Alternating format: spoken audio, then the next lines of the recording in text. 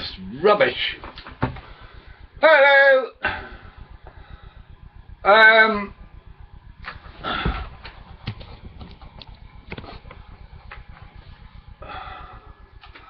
This is just a little warning I should have put up a long time ago.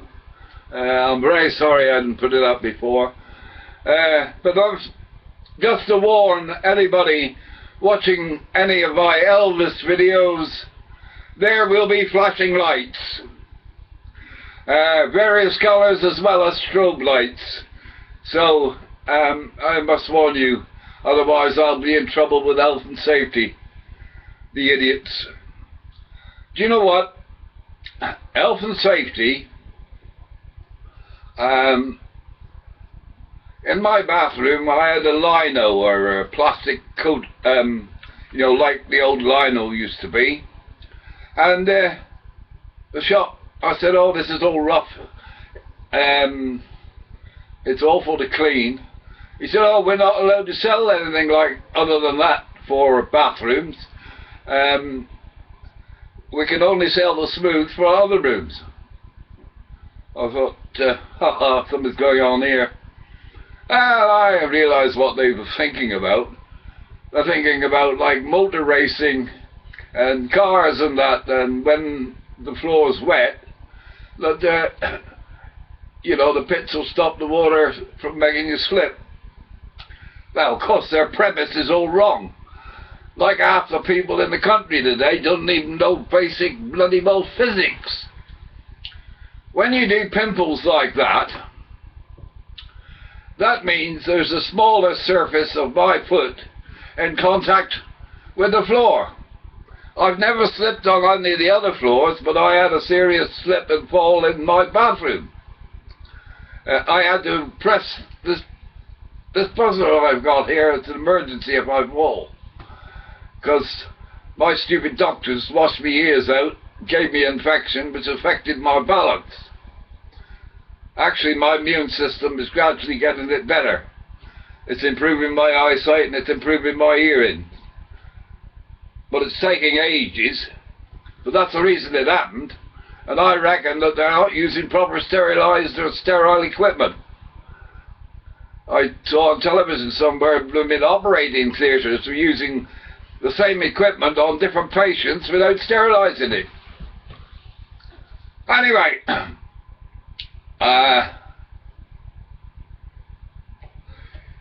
here's the science.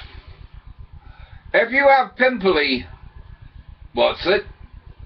that means there's less surface in contact with your feet or your shoes or slippers or whatever you have, man. That means it's more slippery.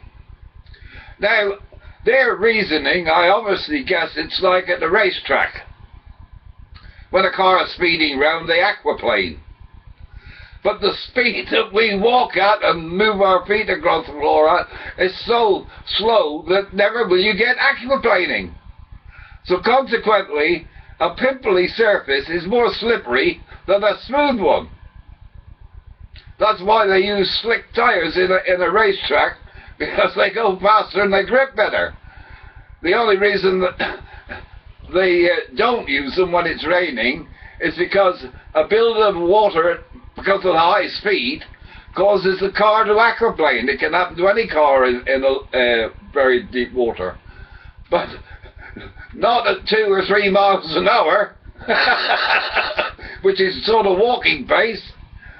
And that's the load of nonsense, obviously the reason for that. I don't know why the country is coming to absolute ruin. But I thought you might like to know that. And don't forget about my warning that there will be flashing lights on my Elvis videos. Unfortunately, I never mentioned it before. I never even thought about it. You see, because I thought it would be pretty obvious that if you're watching an act like that, there was going to be flashing lights. Perhaps that's why I'm not getting that many views. There's so many people in the country today that's affected by it. I expect they'll find a tablet that'll cure that. Because obviously it's something to do with a body malfunction. It's the same with me, affecting my balance. somehow or other that syringing has affected my balance. I did get an infection after the syringing, but in the ear that didn't have the wax in it. And they sprayed both ears, but I know why I had wax in that ear now. I've just since worked that out. I got an air conditioner, and the idiots that design these things, they think the faster they go, the better they'll be cool. Because that breaks another law of physics. The faster they travel, the warmer the air becomes. That's why air conditioners are very quiet. Normal air conditioners are very quiet, and they run at a very low speed. But these two that I bought and built in myself, installed myself, they're not bad, except that they've only got 2 speeds. Fast and very, very fast. And even on fast, they're quite noisy. Of course, anybody idiot will know that the faster a thing goes, the more noise it makes. And because one of these air conditioners, I'm disabled, so I spend a lot of time lying down in bed. And the ear that got the wax in it was the ear nearest to this air conditioner. So obviously my wonderful immune system was protecting my eardrum by waxing it up. Anyway, I've now tried to quieten it down as much as I can. I've stripped them down, but I can't work out any way that I can slow them down unless I change the pulley wheels and put different size pulley wheels on. Perhaps if I switch the pulley wheels around so the drive pulley is small and the take-up pulley is big and they run slower, that'll do it. But it's a design fault, simply because the person that designed it thought, oh, the faster it goes, the quicker it'll cool the room down. You can test this out for yourself. If you get your hands wet and blow a hairdryer on them with hot hair, initially your hand will go really cold until the water dries out and then the heat warms it up. Now science will tell you that when anything converts from a liquid to a gas, it takes energy. And that's how refrigerators work and how air conditioning works. And you could actually get water coolers, water fan coolers. Just a fan blowing across the water evaporates it, and that causes it to go colder. That's why when you sweat and get in the wind, you cool down. That's your body cooling you down. All this antiperspirant that people are using is actually trying to defeat the body, trying to keep you cool. Today, doctors seem to have lost the idea of how the blooming body works. Now, I put up stuff on here about pregnancy and how after 4 months women should then introduce themselves slowly to all these things. Eating peanuts, for instance. They've now discovered that keeping babies away from peanuts doesn't prevent the allergy, it makes it worse. Which is pretty obvious, because if you know anything about Darwin and the theory of evolution, we adapt to our planet. There's nothing on this planet that's harmful or dangerous or good. It's the way it's used that's harmless or dangerous. It's like all these drugs. I see now they're coming out with a driving ban whereby if you take diazepam and cannabis or all that, you'll be done for a drug offence. And there's plenty of people, legal drugs that's taken, that I've actually broken the law if it comes in, because they've given me these drugs, the doctors, and all it says on it, if you feel dizzy, don't drive.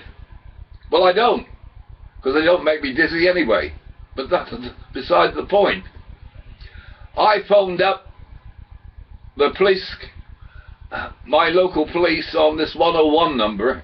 If you want to get to the police to ask questions about all these new laws they're bringing in, dial 101, and that's anywhere in the country, and ask them to put you in contact with your local police, because the bloody stations are closed down now. Anyway, I did that, and I gave they need your postal code for that. Well, the first time I rang, I got through to my local, which is Callington, and spoke to them. Because I'm disabled and the tax disc is going to be done away with, I asked what's going to happen to people like me. There was no tax disc, and I was told not to worry about it. And knowing that I was talking to somebody to do with Callington Police, I was quite happy about it. I didn't think it would be a problem anyway. They go, lots of people go on about these blue badges, but they don't really mean anything. They don't. You see, if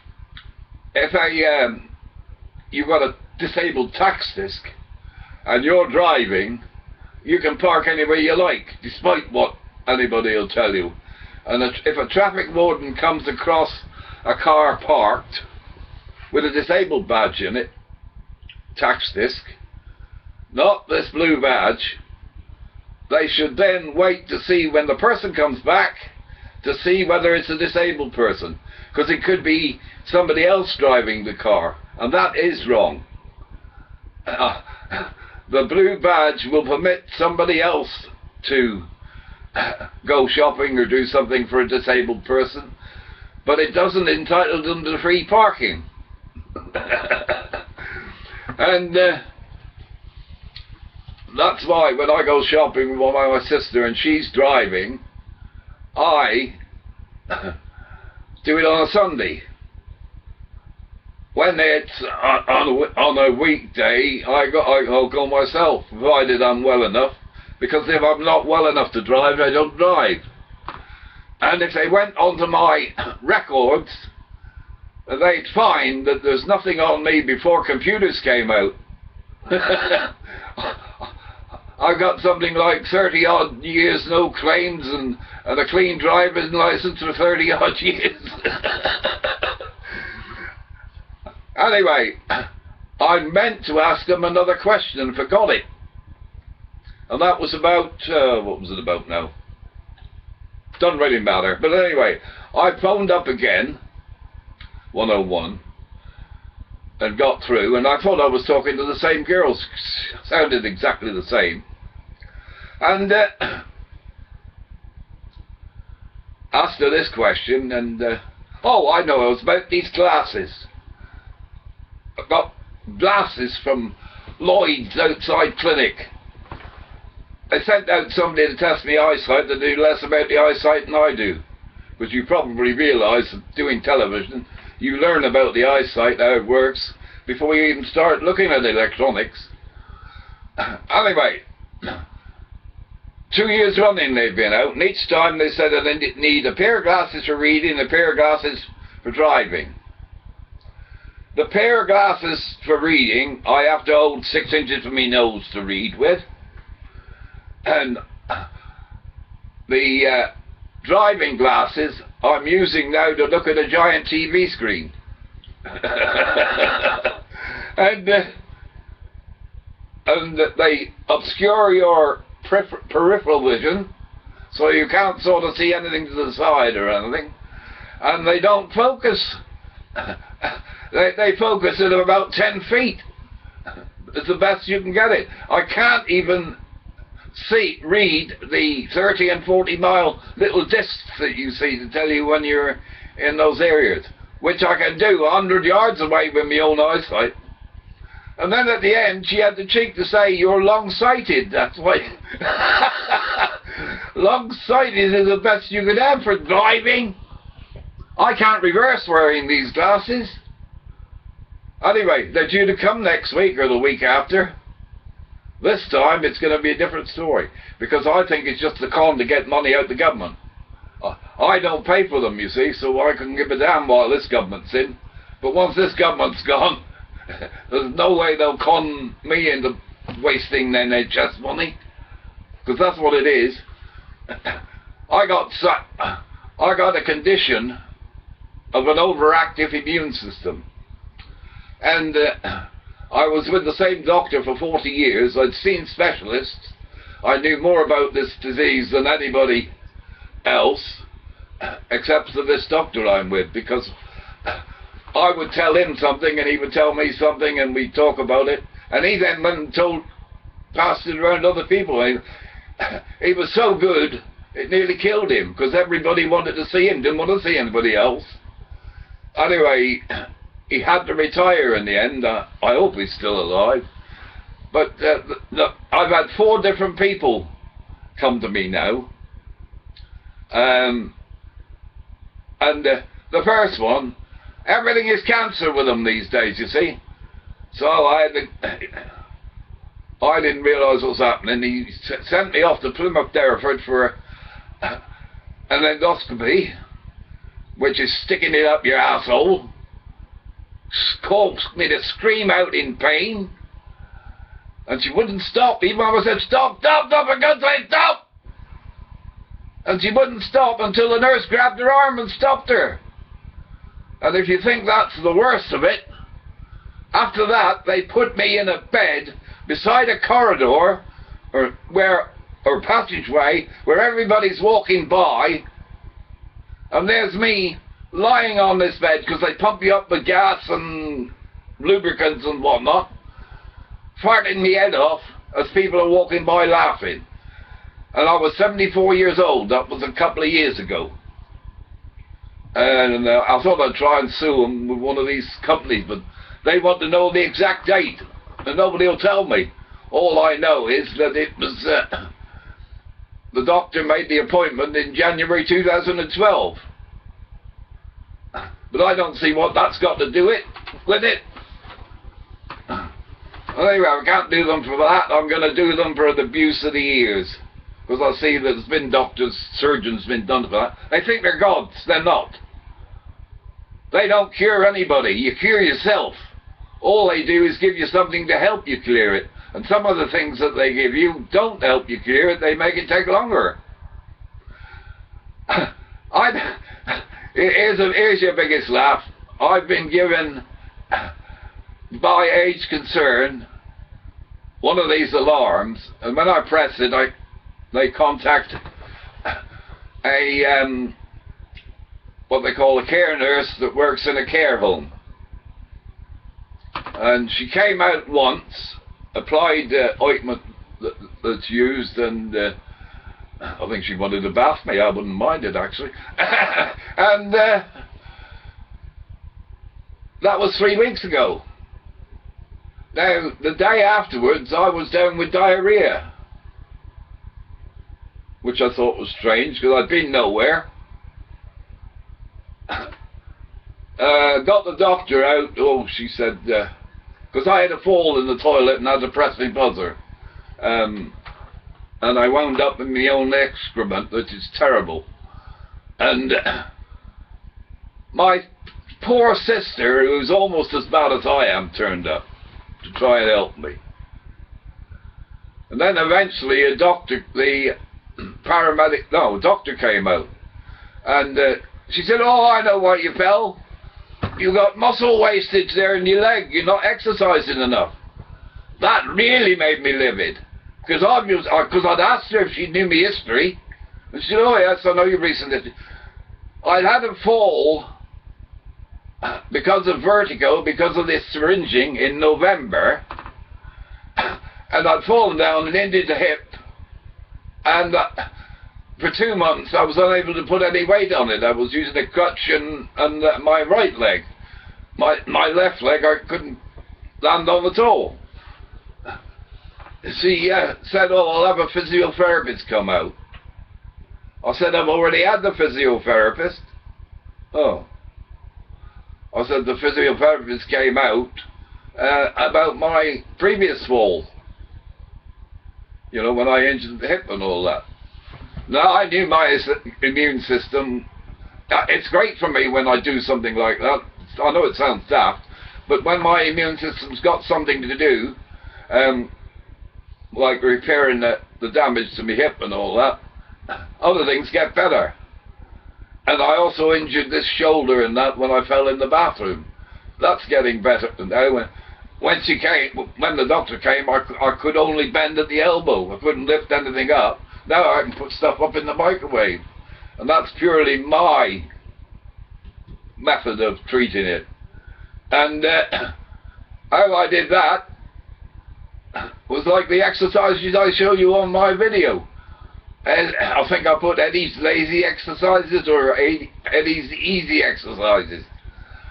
Lying down on the bed exercising, which I devised simply because I couldn't walk or anything. I had to figure some way of exercising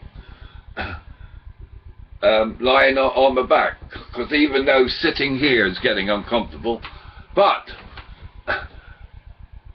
a couple of weeks ago I couldn't even sit down for more than 2 minutes. As you probably noticed that my speeches are getting longer and longer and longer. I went on so long the other day that they cut me off. Anyway, what am I talking about here? The trouble is, you see, I'm too bloody intelligent and I haven't got any degrees or anything to prove it. Which is interesting, you see, because last night I watched Two Tribes. So if there's anybody of you there watched Two Tribes, one of the groups was, I have a degree. And there was 3 people with a degree and 3 people without a degree. And you'll never believe what the score was. People without a degree, 7. People with a degree, 1. It ain't worth the paper it's written on a degree. Simply because it just depends where you're born and what school you go to. You go to Eton, you get a degree for sticking your finger up your nose. I noticed that they've got a new table out for schools, and I see Eton is now gone to the bottom because they changed the syllabus, because they teach a load of rubbish, and that anybody could get a degree in. Now they're focusing on science, and that is my big thing. But the only qualifications I got are city and guilds, and I did courses at Polytechnic, Technical College, and I did a government training course at Fish Ponds, which was 10 months in electronics. Passed for city and guilds intermediates on the course, and the following year got my finals. And it can't be done any faster, because you've got to have a 12 months between the two. And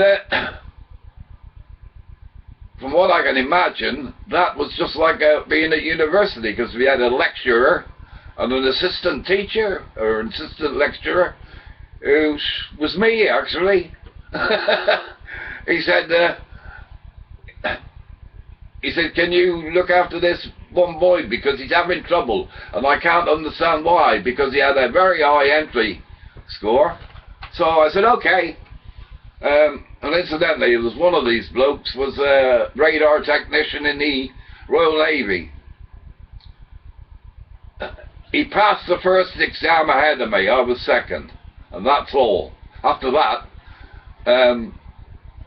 I was the number 1 in the class each time. And this is at Fish Ponds, 1968 to 1969. And Christmas, 1968, I performed lead guitar before about 2,000 people for the Christmas party. And we had a quartet like the Beatles, you know. We had, well, we didn't have a, we had a bass, rhythm and drums, and I played lead. But I can play lead and rhythm. I can even play bass, but I haven't got one. Now, if you look at some of my playing, I got weird comments on it, and I said, well, I've got no fancy equipment here, when I sing and play with the guitar, acoustically, it's just being picked up like it is now by the web mic and the video cam. And I said, my amplifier for the guitar when I use electric guitar is a little karaoke machine. And one bloke said, by Christ, he said, a karaoke machine? I paid $2,500 for my equipment. And you sound more like Hendrix than I do. I played the Star Spangled Banner, and all I learnt it from was watching American football and the person singing at the beginning of a match. That's how I got the tune. And there's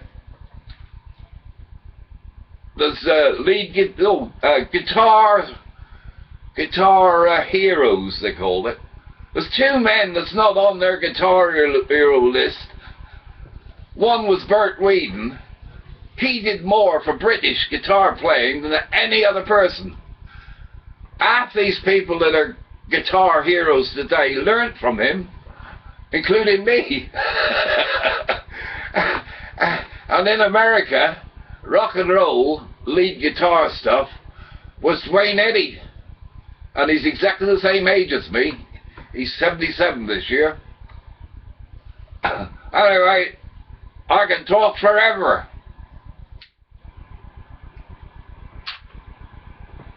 And I don't smoke as much. But take it from me, don't isolate your children. Let them come into contact with these terrible things that are in the world, like smoke and carbon dioxide and all that, but only a small amount. And your house clean but not sterile, because if your house is sterile, using all these antibacterial washing up and cleaning your washing machine out, and you're cleaning your dishwasher out with all this here special stuff. In actual fact, all you need to clean your washing machine or your dishwasher is to do a cycle with nothing in. In other words, put your washing powder in, switch on for a wash without any washing in, and your dishwasher, switch on for a wash without any crockery or whatever in it. And that will clean them as good as any of the rubbish they are advertising on TV. Because all these things that kill bacteria are destroying the human race, because we're no longer immune to it. If a child doesn't come in contact with a germ, a small amount of germs, when they're young, they have no immune to it. One very famous case is the trumpeter Roy Castle. He was brought up in a family, no smoking, never came into contact with smoke at all in any way when he was young, when he was at school, or anything like that. And then he became a trumpeter playing in nightclubs where there was smoke. Of course, his poor old immune system had never experienced it before. So he didn't have a hope in hell of surviving it. And that's why he got cancer. Because his immune system was so weak, it just could not fight it. You cannot bring up children in isolation. The first 4 months of pregnancy, you should avoid anything. And that includes caffeine in coffee, tea and cola, and aspirins and paracetamol. Take nothing at all. It may be a bit painful, you poor old women, but believe you'll be glad of it in the end. But it's only the first 3 to 4 months. I say 4 months to be on the safe side. After 4 months, they have a cigarette a day, have a cup of tea or a cup of coffee a day, and after a week build it up 2 a day. The longer, towards the end of the pregnancy, you should be your normal amount of drink, don't all drink of course, but all what you were normally doing before you're pregnant. as soon as you know you're pregnant, you should stop taking any kind of drug at all. And that includes prescribed drugs. Because you may not know it, but I knew people that had thalidomide. When I was a boy, I met up with children that had been affected by thalidomide, and it absolutely made me cry what it did to people. And all it was prescribed for by a doctor was to make it easier for the woman to carry the child. In other words, slightly less pain. Pain never did anybody harm. In fact, pain is simply a message telling your brain what to do, and your brain will tell your immune system what's wrong and sort it out itself. When you take medication to treat symptoms, what you're actually doing is making things worse. Because if you've got a headache and you take a painkiller, when that headache's gone, your immune system thinks it's cured. But it's not. It's just been subdued. And it's the same with when you run a temperature. Unless the temperature's, way up above 100, you should leave it, because that's your immune system fighting the infection. And the other thing is, when you cut yourself, and it all festers up and all that, and they say, oh, it's terrible, infected, I'll have to drain it and all that. Do you know what that actually is that you're draining? Your antibodies. Because all that pus and whatnot that comes out is your antibodies surrounding the germs, whatever they are, to destroy them. And you can, if it gets too bad, swollen, just lamp them, but the best way is actually just leave everything alone, do nothing. But there's only two things that cause, and that's a body malfunction and an infection that makes you ill, apart from an accident. And an accident's probably the only thing that doctors and that, paramedics and that, actually can cure. Now, one of the things you'll hear a lot about today is the antibiotics no longer working. It's mutated and they don't destroy them anymore. Well, it never destroyed them in the first place. All an antibiotic does is assist your immune system to destroy the germs. And if you've got no immune system, it don't matter how many antibiotics you take, you won't cure it. If you've got a good immune system, it will. So don't bring your children up in isolation.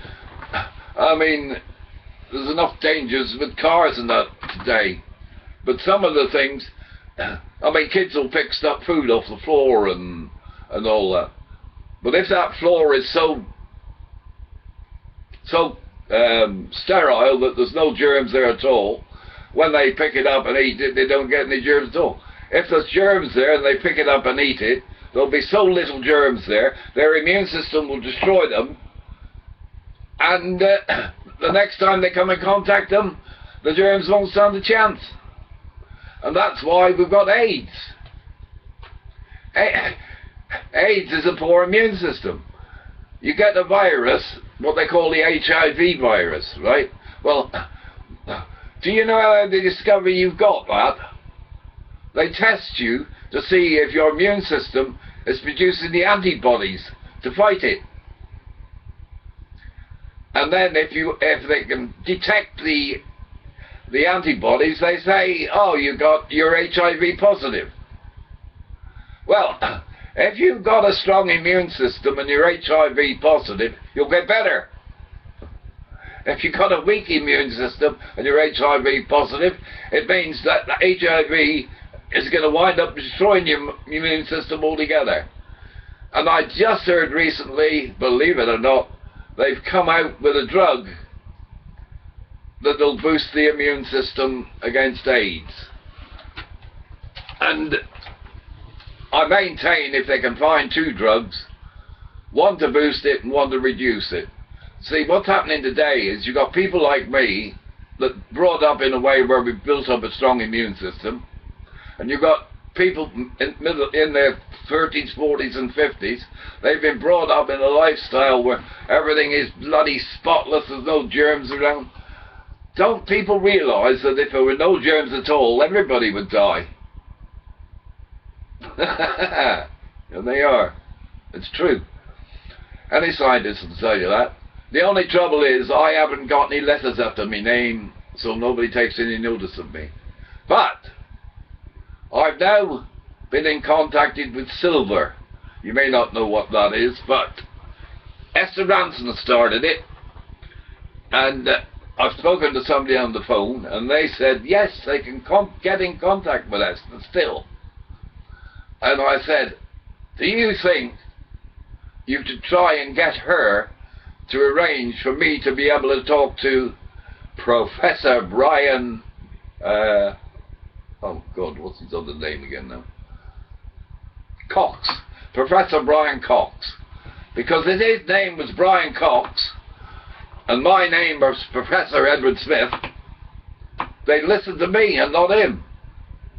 Because when you look at him, you think he's a young teenager with long hair and whatnot. Bit like me, when I was his age, I was a bit like that. And of course, nobody would take any notice of me. But I thought it was marvellous. That really made me laugh last night when the non-degree holders thrashed the degree holders 7-1 in 2 tribes. And one of them was an old dear, and she amazed me by answering stuff I can't answer because it's pop culture stuff. But all I know is David Beckham married Victoria Beckham, mainly because I was a fan of the Spice Girls, and when I did Elvis, I got this photograph of the Spice Girls and with a computer and that, and made it look like I was sitting on her lap. I better stop though. Give me hell. I don't know if they've cut me off yet. I don't even know how long I've been on. So remember that, and everything I put on my website is true. I discovered that there's a lot of people saying, oh, you can get Sky Movies free, you can get this free, and then when you get to the end you find it's a joke and they're taking the mickey. I'm not. Everything I say is true and legal. Thank you. Goodbye.